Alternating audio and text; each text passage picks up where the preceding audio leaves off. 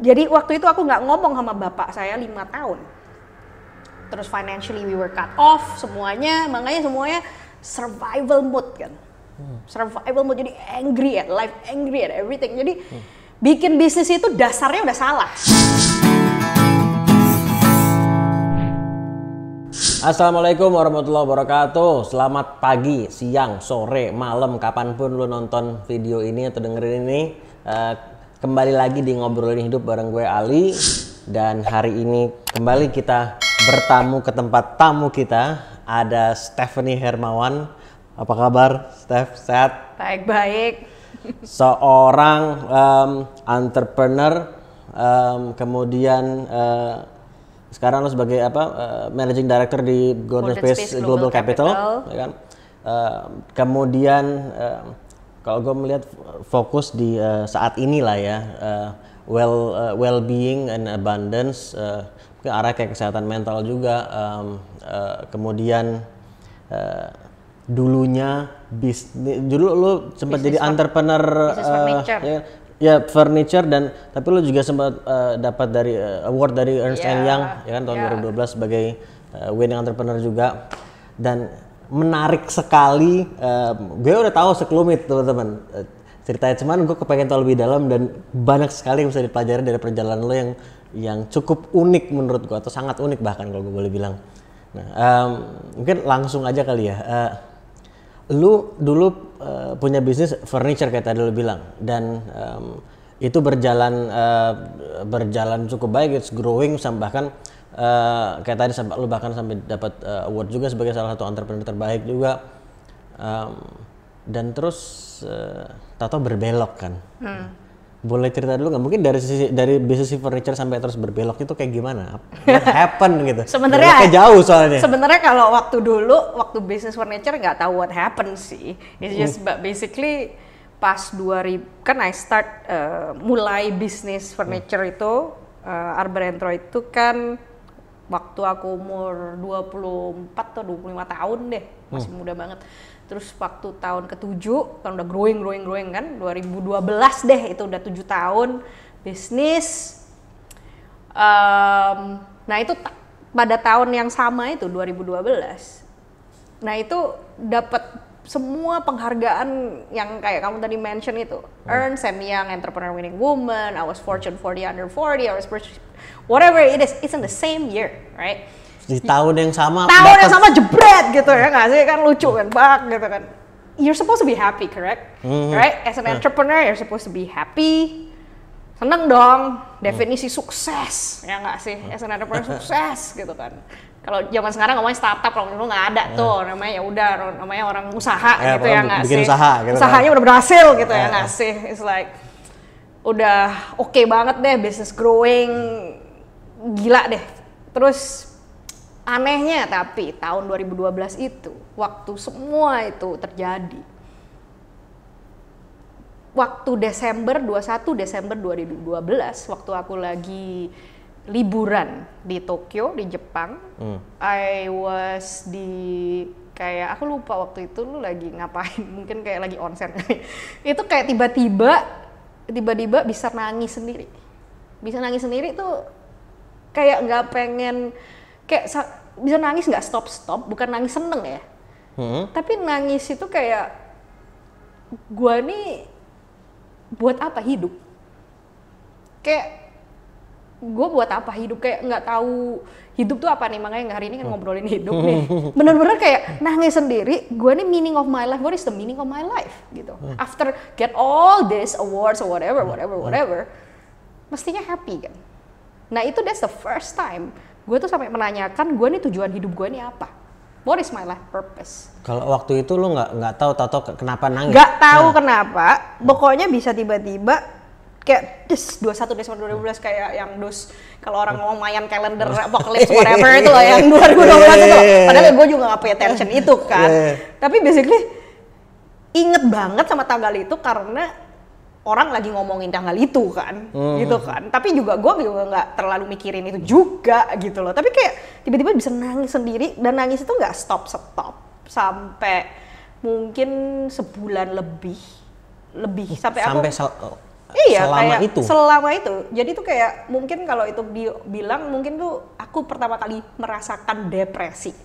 Ya kan, merasakan depresi sampai nggak mau wake up in the morning, mau bangun tidur aja kayak males gitu. Kayak aku bilang sama my partner, aku bilang I don't want to go to office. Sampai aku ke kantornya nggak mau. What's the meaning? Kayak nggak tahu gitu loh. Kayak udah kayak terkapar aja, kayak di ranjang itu udah kayak ngapain hidup gitu. Gila. Sorry, gua dan kalau sekarang melihat ke belakang gitu ya, kalau waktu itu kan nggak tahu penyebabnya. Kalau sekarang, apakah sekarang lu masih? Nih ya, kalau abis itu aku ceritain dulu nih. Jadi waktu itu, abis itu aku diintroduce sama temanku ke ngambil kelas meditasi 7 hari yang namanya Awaken the Divine You. Nah waktu itu aku juga nggak tahu what the hell is that kan, meditasi juga apa juga nggak tahu.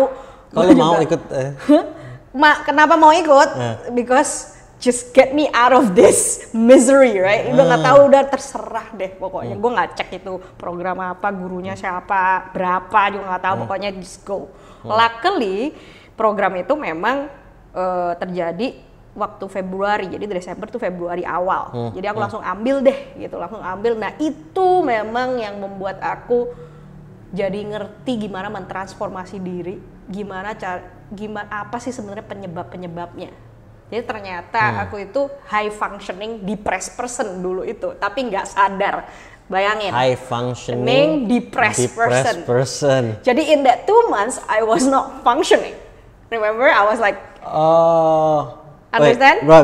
Gue mau masukin, gue paham ya. Jadi high function, jadi lu high functioning tapi lu depressed, tapi nggak tahu. Tapi nggak tahu kalau ada depressnya. Ya, jadi ternyata banyak orang itu high functioning tapi sebenarnya depressed tapi nggak tahu. Dan tahu-tahu tapi jelek aja gitu. Functioningnya drop, cuman tinggal depressionnya doang. So you're a low or no functioning depressed person. So I was like that for 2 months. Nah itu gara-gara gua ngambil yang program itu 7 hari itu yang bikin aku transformasi diri bener-bener. Dan itu ternyata banyak childhood issue yang belum aku beresin, ya kan? Karena kita di Asia kan kita nggak tahu caranya memproses emosi, ya kan? Kalau ada kesedihan atau depression atau ada anger, nggak tahu how to deal with it, right? Dulu waktu aku di Arbor & Troy itu juga I was a bitchy boss, I was an angry boss. Right? I was an angry boss, right? And then gue nggak realize itu semua gitu loh. Dan gara-gara mulai meditasi, terus mulai merefleksi diri, mulai menghil diri sendiri. Nah itu dari situ baru tahu gitu loh. Kenapa aku kayak begitu? Jadi kayak bom waktu gitu kah? Iya, kayak bom waktu. Sebenarnya kan emosi kalau di repress terus, kalau di suppress terus, itu tambah lama kan ya pasti ya nggak kemana-mana sebenarnya. Itu either jadi penyakit fisik, kanker atau apa, bla bla bla bla bla, atau ya will explode one day gitu loh. Ya selamatnya aku belum jadi penyakit at that time. Jadi udah explode duluan gitu kan. Dan akhirnya dari meditasi itu baru ngerti bahwa aku banyak masalah-masalah yang belum aku proses, emosi yang belum aku proses, makanya aku jadi angry waktu itu. Nah, dari sana aku belajar bahwa sebenarnya apapun yang terjadi di kehidupan kita itu adalah sebenarnya pelajaran buat kita dan sebenarnya itu adalah berkat buat kita. Gitu. Kalau gue termasuk orang yang percaya bahwa apapun yang terjadi enak tidak enak tapi pasti ada pembelajarannya. Tapi terkadang saat sedang terjadi, saat sulit, apalagi sangat nggak enak, kan kadang apa ini pembelajaran, bor-bor pembelajaran, kan kadang ada begitunya tuh. Nah, gimana cara saat kondisi sulit itu, kalau dari pengalaman lo gitu ya, kita masih tetap bisa menjaga kesadaran lah gitu untuk oke, ini emang nggak enak tapi ya pokoknya inget aja bahwa semua itu pasti ada maknanya. Jadi yang penting Pak, golden key-nya cuma satu sebenarnya. Learn the lesson. Karena kita itu hidup cuma buat belajar. Sebenarnya kalau kita meninggal, bayangin, Tuhan itu emang nanya, kalau percaya sama Tuhan ya, Tuhan itu nanya apa sih sebenarnya? Nanya apa coba? Masa nanya duit lu berapa? Hah? Mobil lu apa? Rumah lu berapa? Istri lu berapa? Whatever. Ya kan? Enggak kan? Nggak mungkin nanya itu kan? Nanya apa? Kamu belajar apa? Cuman itu doang. Apa yang kamu lakukan? Kontribusi lu apa gitu-gitu? Atau? Whatever it is. Kontribusi itu adalah kamu belajar apa sebenarnya? Kamu belajar apa? The only way, the only reason a soul exists is just to evolve, to learn and grow. That's it. Jadi mengambil makna evolusinya positifnya. Kita adalah untuk Ya, for example dulu kenapa aku dulu marah-marah apa-apa karena dulu waktu aku bikin company yang dulu itu Arboretro itu, ya aku dulu marah karena dulu survival mode. Karena waktu aku graduate dari kuliah dari Amerika, datang 3 hari kemudian my dad kick out my mom. So I have to side with my mom. Tapi sebenarnya aku tidak menyarankan itu untuk semua orang. Tapi setelah itu aku juga udah selesai proses itu sebenarnya. Jadi waktu itu aku nggak ngomong sama bapak saya 5 tahun. Terus financially we were cut off semuanya, makanya semuanya survival mode kan. Survival mode, jadi angry at life, angry at everything. Jadi bikin bisnis itu dasarnya udah salah. Ya kan? Intensinya sudah salah. Jadi yang mesti diperhatiin adalah kalau mau membangun bisnis atau membangun apapun, mau membangun hubungan, relationship, whatever it is, intensi lu tuh apa? What is your foundation? Orang bikin bisnis kebanyakan ya namanya juga bisnis ya to get keuntungan, laba. Ya of course keuntungan, tapi di bawahnya lagi apa? Keuntungan untuk apa? Supaya gue mau impress society, karena gue marah sama bokap gue, karena gue marah sama dunia, ada kan? Intensi bawah emosinya ini apa? Kalau ini belum diproses, you will make a company out of fear and out of hatred, out of negativity. Kayak misalnya kalau supaya gue bisa ngasih makan keluarga gue gitu misalnya gitu. Ya nggak masalah, itu out of love. Tapi kalau survival out of anger. Kalau kalau karena gue takut keluarga gue nggak bisa makan, itu out of fear juga kayak gitu. Kalau takut ya itu of course ada fear. Tapi kalau memang I want to feed my family because I love them, that's a different vibration, right? Iya. Intensinya beda meskipun sangat mirip kayaknya. Iya. Jadi dan itu bisa berbeda dampaknya. Berbeda sekali. Karena zaman dulu kan aku kepengen survive angry gitu loh. Angry. Why? Karena dulu itu pas graduate udah mimpinya enak abis ini nanti kerja bantuin orang tua, kan udah mungkin udah di brainwash dari kecil gitu loh. Jadi harus continue family business. Jadi udah tiba-tiba itu kayak brum gitu loh. Jadi kayak my plan is win gitu kan, you know what I mean? So in a way it's like what the fuck gitu kan. Sorry the language, but that is how I felt, you know what I mean? Jadi sempet nganggur itu dulu aku 3-4 tahun tuh nganggur. Sampai kalau ngelihat orang kerja itu bawa koper atau bawa tas itu kayak enak juga ya. Gitu kayak kepengen kerja, tapi sekarang udah kerja ya mendingan enggak sih. Jadi tuh ngerti ya? Jadi tuh kayak gitulah kira-kira. Jadi was out of anger. Gitulah. Tapi bisnisnya berhasil gitu. Bukan cuma survive dengan bisnis waktu di. Nah akhirnya bisnisnya kan berhasil, tapi aku sedih bawahnya, tetap sedih. Walaupun makanya udah dapat award, so what? Waktu dapat tapi lo seneng gitu, imagine atau seneng enggak? Tapi bored karena bukan tujuan hidup gua. Do I like furniture? No.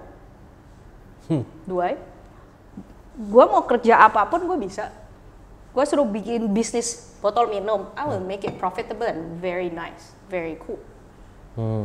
Lu mau gua suruh bikin bisnis tusuk gigi, gua juga bisa. I will make the coolest and the most profitable tusuk gigi in the world. But do I like tusuk gigi? No. So that is the missing element, right? I don't know what is my passion. Dan paling atasnya lagi, I don't know tujuan hidup gue tuh apa. Nah itu yang gue dapat setelah gue mulai meditasi. Mulai gue kulitin tuh semua emosi-emosi yang terpendam. Karena kalau kita masih banyak emosi yang negatif-negatif itu, kita jadi muddy, apa tuh namanya? Jadi kayak orang di lumpur gitu, nggak bisa lihat. Nah lumpurnya harus dibersihin dulu, baru gitu. Bisa lihat kan gitu loh. Makanya kalau orang yang lagi susah, lu mau ngomong tujuan hidup ya nggak ngerti lah mereka, lu mau ngomong apa? Gua makan aja susah, gua lagi bete sama dunia, gua lagi bete sama bokap gua lagi bete sama nyokap gua lagi bete. Lu mau ngomong tujuan hidup nggak mudeng. Jadi mesti dibersihin dulu emosinya, childhood issue-nya, baru dia bisa, oh iya ternyata gue tuh ada tujuan hidup ya, ternyata. Dan lo apa yang lo temukan tentang tujuan hidup lo? Nah itu slowly, jadi waktu abis kelas meditasi 7 hari itu, ya biasa dong, yang namanya murid meditasi baru 7 hari, programnya kan 7 hari ya kan, tapi nggak meditasi every time. Gurunya juga menarik kan, jadi nggak meditasi all the time. Terus setelah itu yang namanya jadi murid baik ya nggak sih, meditasi everyday dong di rumah ya nggak, 20 menit, 30 menit. Nah there is this 2 bulan setelah itu, karena aku meditasi terus, 2 bulan setelah itu aku lagi meditasi di rumah. Aku lupa itu kayak weekend kayaknya, makanya meditasinya bisa lama banget gitu, bisa deep gitu, nggak lama-lama banget sih sebenarnya, langsung deep gitu. Itu kayak ada yang ngasih tahu. Because I was asking actually during that 7 days, that 7 days class, aku tanya terus, what is the purpose of my life? Aku nanya terus itu. Jadi tiap hari aku nanya itu terus waktu meditasi juga. Secara sadar? Secara sadar. Aku kalau doa juga sama ngomong kayak gitu, tunjukin gitu loh. Nah setelah itu yang 2 bulan itu waktu aku meditasi itu baru dapet kayak ada yang ngasih tahu gitu, kayak ngomongnya kriptik banget gitu. Kriptik tuh kayak apa? Ada kode-kode gitu. Kriptik itu kayak ya nggak jelas-jelas amat gitu ya nggak sih? Kayak sedikit kayak ngasih kayak ada sedikit gitu. Kode, ada petunjuk sedikit gitu. Ngomongnya cuma gampang aja kayak continue what your father is doing. Nah, gue nanya dong, ini father yang sini apa father in the heaven, or father what, father universe ya nggak sih? But anyway, I say yes anyway gitu. Oke. Berarti yang ini, yang sekarang gue business furniture ini berarti bukan gue lagi gitu. Ngerti nggak? Jadi gue nanya, so what to do with my current business? Yang bisnis yang sekarang ini gue apain nih? Itu juga lo tanyakan? Gue tanya ke di meditasi itu, langsung pak, itu kayak ada being gitu ngomong, being tak kayak ngomong bak gitu. Terus aku nanya, dia cuma jawabannya, get somebody to take care of it, kayak gitu doang. Suruh orang lain ngurusin? Jadi suruh cari orang lain untuk ngurusin. Terus yang namanya human brain dong, kirain berarti gue mesti cari CEO or GM to replace me gitu, ya nggak? Terus gue habis gue melek meditasi, gue langsung ngomong to my partner, my business partner, I'm done with this business, you can have it, you can sell it, you can take it, you can do whatever you want to do, but I am done. But I will find you a replacement for me to continue. Ya kan? Gue cuma ngertinya, gue kira gue mesti cari CEO or GM to replace me. So 3 bulan gue cari nggak dapet. And then sampai 3 bulan itu gue potong, maaf, sorry banget. Dan partner lo gimana? Karena sekarang banyak orang mikir social enterprise itu nggak ada duitnya, ya kan? Jadi wirausaha sosial, ya kan? Wirausaha sosial. Iya, wirausaha sosial mana ada duitnya?